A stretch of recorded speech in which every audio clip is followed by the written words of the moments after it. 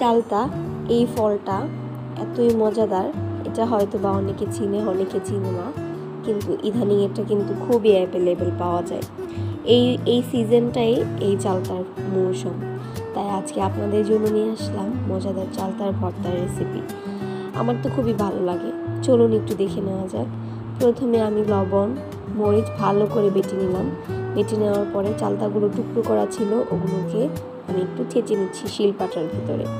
ভালো করে ছেঁচে তারপরে লবণ ও মরিচের সাথে মিশিয়ে নিচ্ছি শিলপাটার মাধ্যমে, দেখতেই পাচ্ছেন। তারপরে এটাকে আমি মিশিয়ে নিচ্ছি। ভালো করে মেশানো শেষ হলে আমি এটাকে পরিবেশন করব। তারপরেই দেখছেন আমাদের মজাদার মুখরোচক চালতার ভর্তা হয়ে গিয়েছে, রেডি। কেমন লাগলো অবশ্যই জানাবেন এবং কমেন্ট করতে আপনারা ভুলবেন না।